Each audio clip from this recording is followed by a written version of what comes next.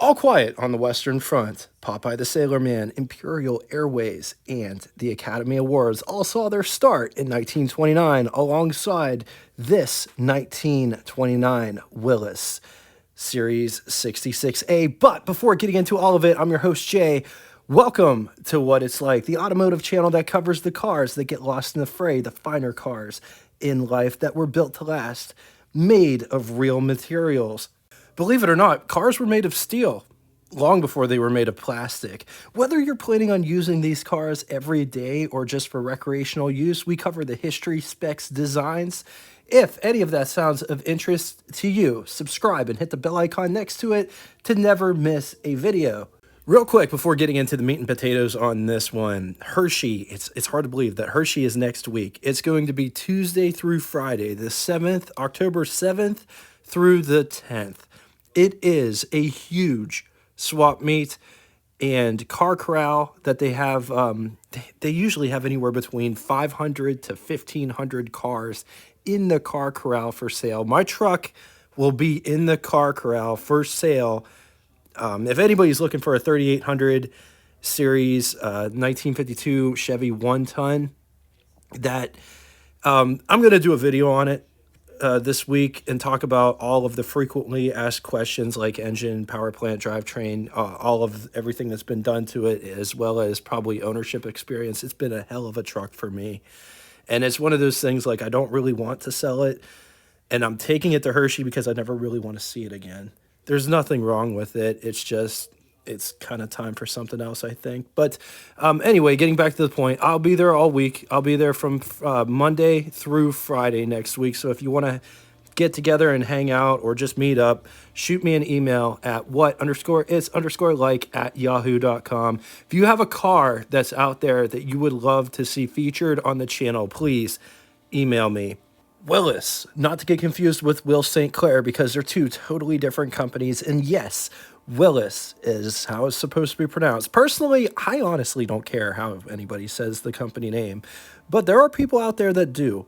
To put it to you a different way, when you're around Willis Knight people and Willis Whippet people, Willis Overland, and somebody comes in and says, Willys, you could just feel the cringe in the atmosphere. It's absolutely insane. Willys was formed by John North Willys in 1908 by purchasing Overland, which was the automotive arm of the Standard Wheel Company. In 1913, John would witness a different type of engine conjured up by Charles Yale Knight. His engine was called the sleeve valve engine, which was still a piston engine technically, but instead of poppet valves, in a sleeve valve engine, the piston is inside two sleeves. The sleeves are actuated on eccentric shafts, which reveal openings and closing around the piston as the piston goes up and down inside of the sleeves. Willys would give its customers the choice of either poppet valve or sleeve valve engines because back in the day, poppet valve technology wasn't all that well known, and the poppet valve engines suffered from carbon buildup.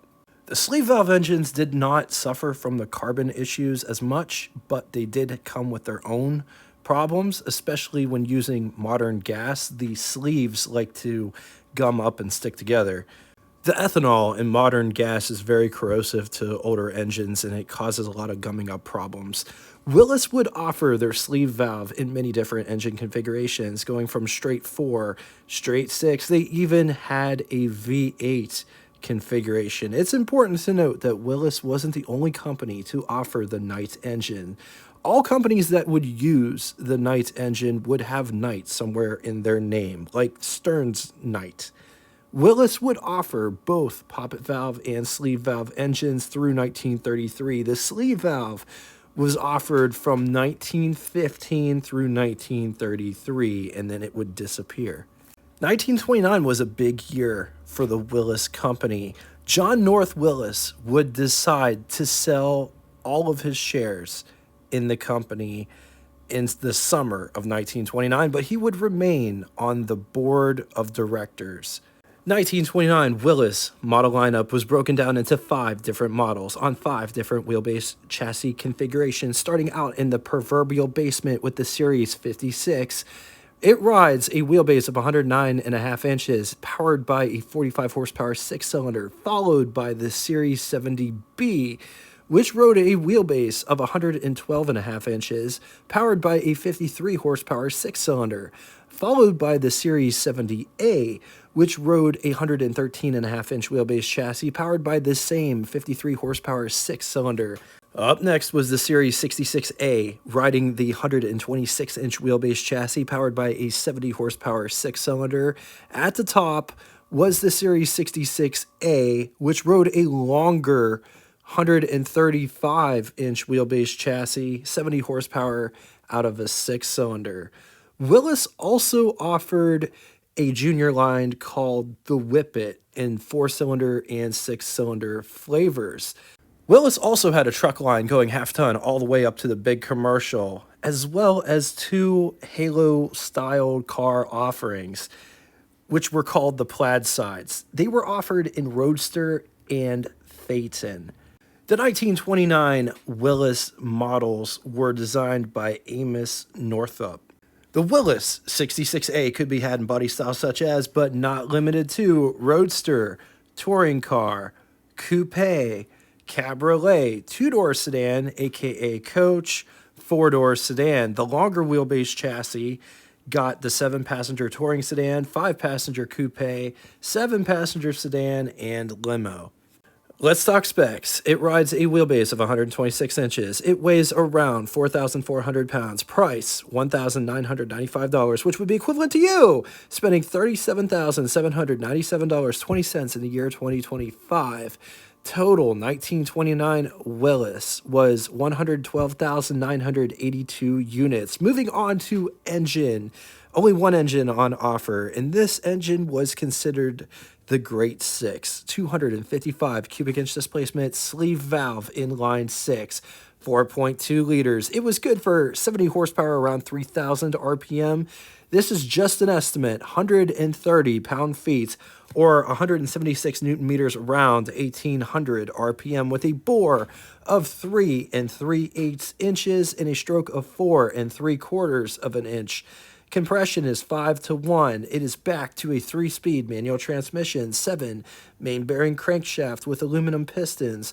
Oil capacity was 8 quarts. I found this 1929 Willys Series 66A Cabriolet at the Old Car Festival, Greenfield Village. It's part of the Henry Ford, and let me tell you, it's like going back in time for a day or the weekend.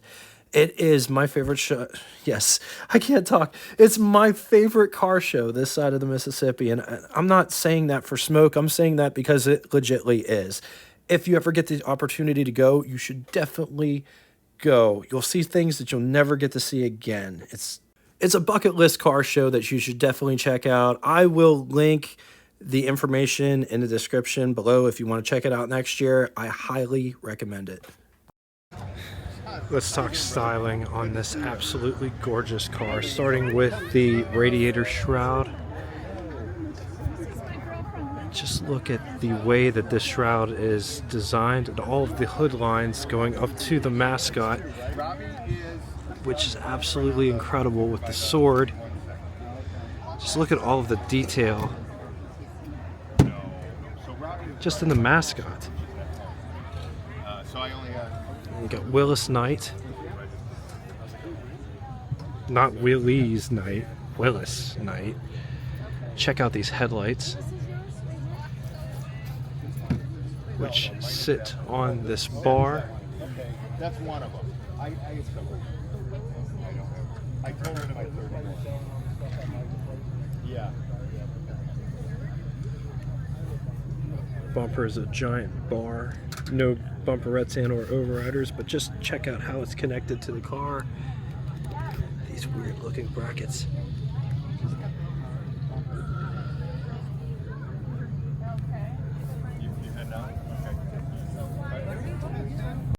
Willys Knight badging there, as well as the script on the radiator shroud.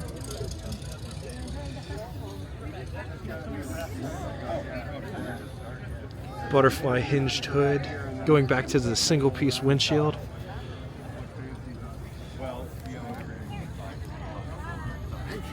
The fenders, this really nice profile to them. Just check out all the detail in that headlight bucket.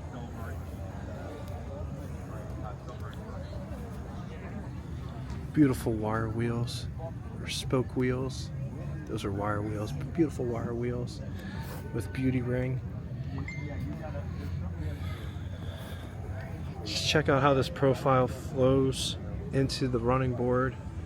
Also notice the running board has lights so you can see. 3 sets of louvers, all opening horizontal instead of vertical.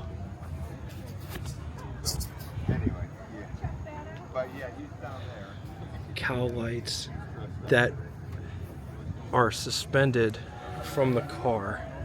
See that?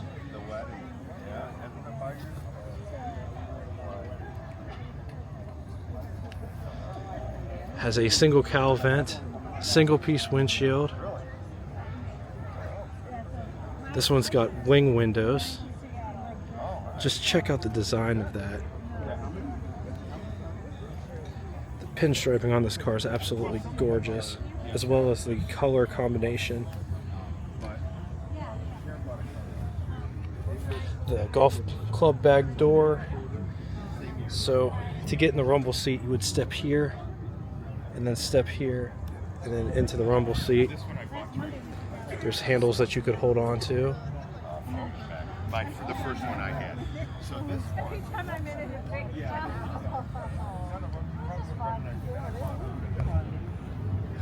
This one's got 2 brake lights that say stop.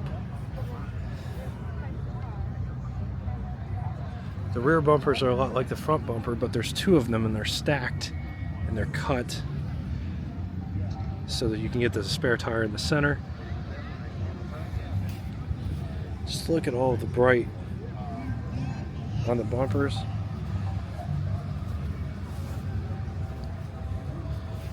Gas tank in the back. So just check out this door panel. Got this mat pocket here for storage. This is the door handle to get out. Coming down inside the pedal box down here, clutch, brake, gas pedal, starter button, gear shift selector, place to put your foot, hand brake. Just take a look at this interior.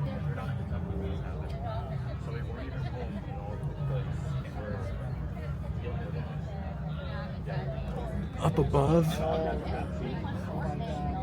there's a windshield wiper. Got a rear view mirror and center and another windshield wiper over there. On to the button switches and knobs. Key, coolant temperature gauge, gasoline gauge, amp meter, speedometer, odometer, trip odometer, oil pressure, headlights. Taking a real quick gander under the hood at this engine, updraft carburetor. Notice the intake is on the driver's side, but the exhaust is on the passenger side. But the exhaust comes back over to the driver's side to exit.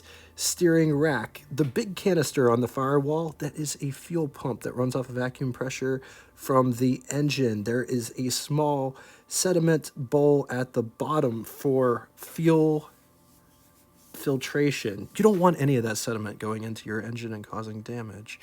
Single belt that runs the fan that's driven off the crankshaft.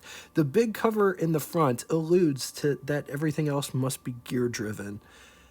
Coming to the other side, better look at the exhaust manifold and how it exits. Distributor is in a different location than what we're used to seeing. It is attached to the generator. Notice the engine, how it looks. You can definitely tell that this engine has a detachable aluminum crankcase.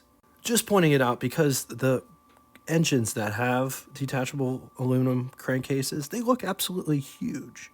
Anyway, on the positive side, it looks good in every body style for this year, especially the plaid models, plushy interior. These are very regal styled. It might be the radiator shroud because it kind of sort of looks like a Packard. This car definitely gives off Packard vibes. Cool, different sleeve valve engine concept. Silent night. Awesome club support. Willis people are just great. They're cut from the same cloth, in my opinion, as Packard people and Bentley people. Against it, the same as with just about every single car from this era, parts, people who work on the sleeve valve engines or know what a sleeve valve engine is are getting few and far between. All right, now it's time for Would You Rather. These may or may not be in the same price point. They may not be fair. But which one would you rather have? 1929 Hupmobile Series M powered by an 80 horsepower 8-cylinder, or 1929 Willys Knight Series 66A powered by a 70 horsepower 6-cylinder, or 1929 Buick Series 121 powered by a 91 horsepower overhead valve 6. I'm going to leave this here for a minute. If you need more time, feel free, pause the video.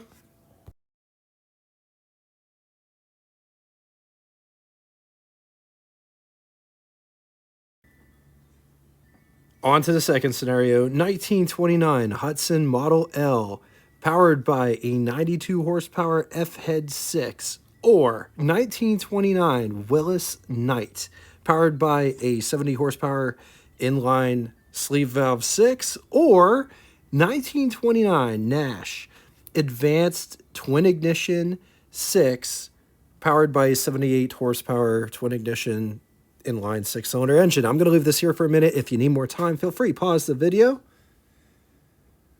Now it's time for song and dance. Name that tune. First person to get both the name of the band and the song title correctly in the comment section will have their comment pinned to the top of it.